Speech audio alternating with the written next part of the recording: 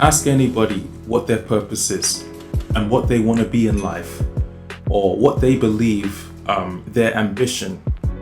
is. You will hear a diverse range of answers. You might hear firefighter. You might hear somebody wants to be a paramedic. You might even hear somebody wants to be a carpenter. If you ask the black man, or if you even assess the statistics of what a black man wants to be, or what he feels like his ultimate purpose is, he'll tell you that he wants to or his actions alone will prove to you that he has dedicated his role in life to being nothing more than a token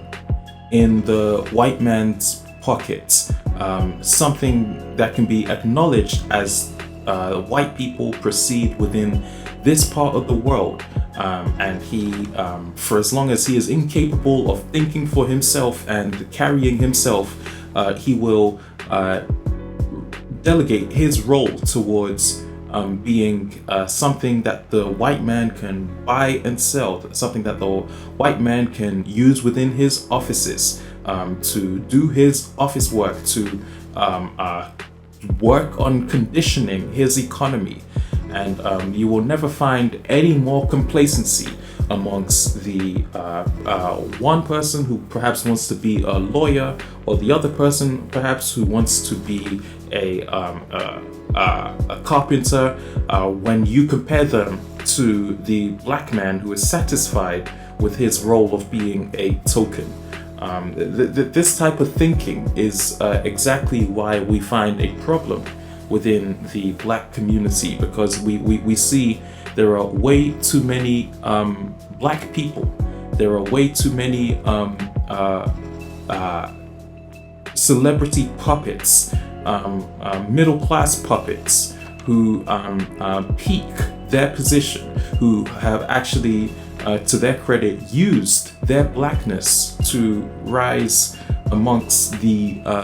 occasions and the masses. And once they have reached the pinnacle, being the barrier of the white man, they receive from him a token of appreciation, which is nothing more than the breadcrumbs that fall on the floor for the mice and the ants to eat amongst the white streets, that the black man just cleans up at his own role and is quick to inform the white man of the appreciative nature that he has for receiving his bill and for receiving his token, and for the promises that it will get better for him, while neglecting the remaining black people who are struggling amongst their families to establish a sense of peace from some of these white people who have actually inflicted a doctrine and a system that they are inferior and are unable to further proceed their education due to the false accusations of the police, labeling them as criminals for possessing firearms, where the Constitution has already stated that every American citizen has the right to bear arms. And that same police officer who accuses the black man of bearing arms is the same one who uses the arms to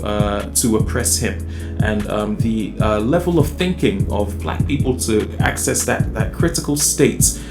where they can assess the reality of the place that they serve or the place that they cause home, is something that really needs to be assessed to escape the token trap, to escape the token promise, to understand the role or the purpose along with the mission that black people have been originally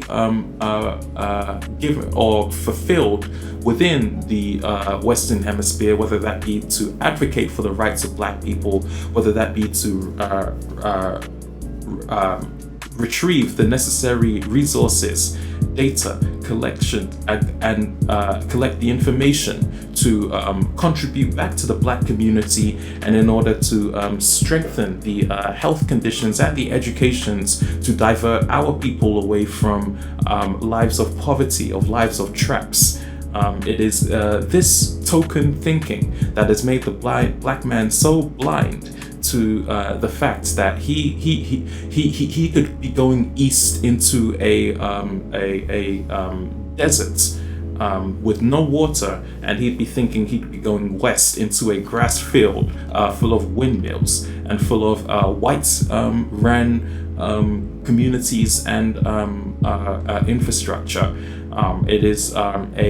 nothing more than a sign that the white people give towards Black people who perhaps have designated their role into leaving the Black cause and towards receiving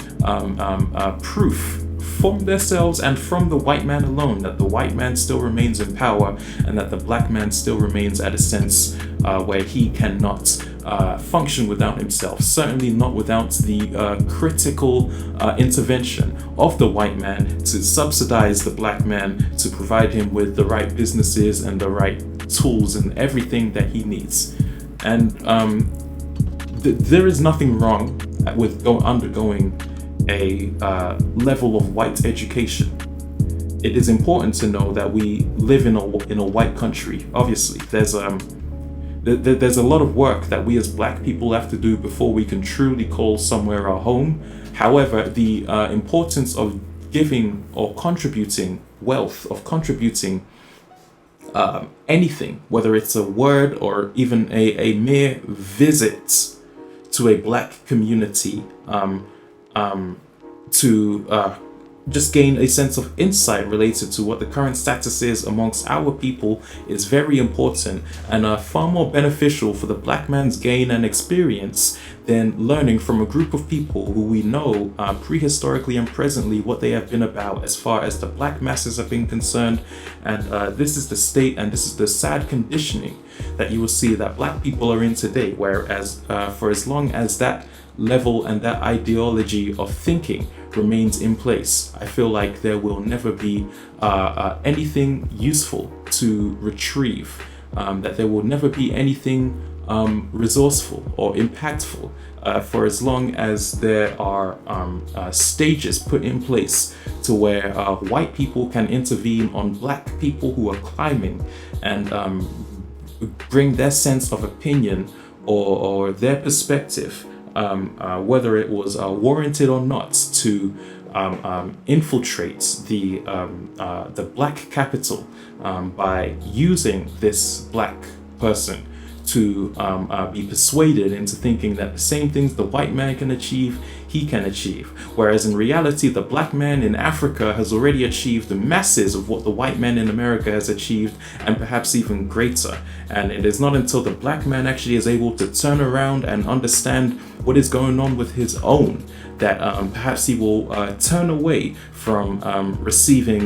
waiting for the white people to provide him his plate from their communities, and perhaps he can even go further beyond and understand where the true richness and the true nutrients lie, which is within his own community, and which is most importantly where or who he chooses to contribute to it.